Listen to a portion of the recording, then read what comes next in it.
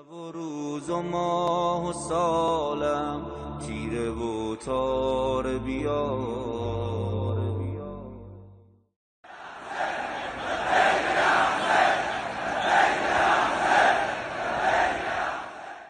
ماہ محرم الحرام کی گو کہ اسلامی مہینے کا پہلا سال ہے، لیکن مومنوں کے دلوں میں غم کو بھر دیتا ہے۔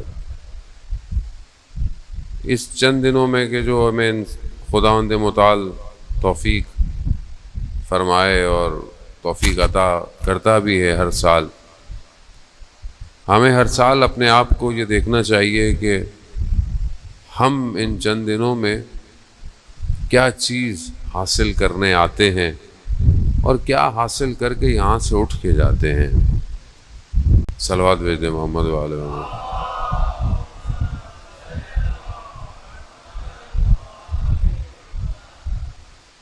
ماہ محرم الحرام میں خدا ہمیں یہ توفیق دیتا ہے کہ ہم اپنی محنت کے بغیر کسی ایک ایسے مقام پہ پہنچ جائیں کہ جہاں پر اللہ کے ولی پہنچے ہوئے ہوتے ہیں۔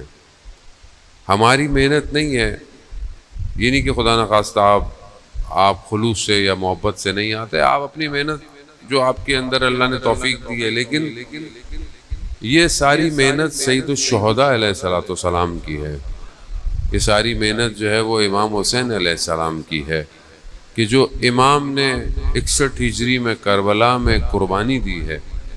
اس قربانی کے یہ اثرات ہیں کہ آپ اور میں بھی اس دسترخوان سے کچھ لے کے چلے جاتے ہیں۔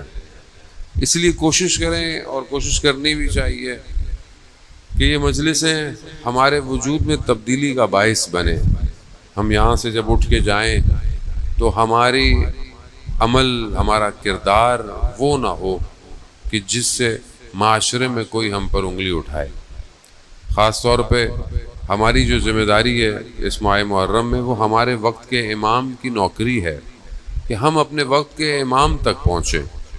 ہم جو ہر سال تکرار کرتے ہیں کربلا کو، ہر سال واقعات کو تکرار کرتے ہیں، کہ انشاءاللہ اس سال خدا ہمیں توفیق دے کہ ہم جو ہے وہ معنوی اور قلب کی گفتگو کو جو ہے وہ آپ کے درمیان میں پیش کریں، تاکہ ہم اپنے آپ کو اپنے وقت کے امام کے قریب کر سکیں۔ کربلا میں کیا تھا؟ کربلا میں 2 بلاک ہیں، ایک حق ہے اور ایک باطل ہے۔ وہ حق اور باطل کا ٹکراؤ جو ہے وہ کربلا میں ہے۔ اب جو باطل ہے اس کی بھی اپنی ایٹریبیوٹس ہیں، اس کی بھی اپنے اندر جو اللہ نے اب ظاہری انسان کے اندر رذائل لکھے ہیں یا آفات لکھے ہیں، یا وہ چیزیں کہ جو انسان کو حق کی طرف جانے سے روکتی ہیں، وہ ایک حصے میں پائی جاتی ہیں۔ ایک حصہ وہ ہے کہ جس میں قدریں پائی جاتی ہیں، جس کے اندر ویلیوز پائی جاتی ہیں، یعنی ایسی ویلیوز ہے کہ دشمن پیاسا بھی ہے اور دشمن ہے، لیکن امام حسین اسے پانی پلا رہے ہیں۔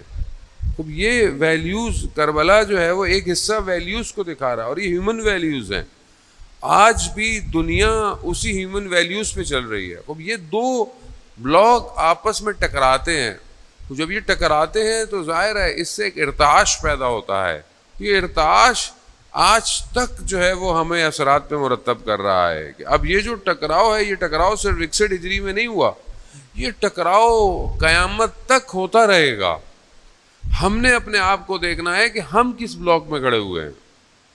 یہ جو بار بار ہمیں تاکید کی گئی ہے، عزیزان محترم، ذکر تو ذکر ہے، آپ گھر میں بھی بیٹھ کے کر سکتے ہیں، آپ پورا سال کر سکتے ہیں، لیکن خاص طور پر ماہ محرم الحرام میں اتنا اہتمام کرنا اور مجالس کا انتقاد کرنا، اور اس کے والا جلوس ہے، بہت ہی سارے پروگرام ہیں۔ کیوں ہیں؟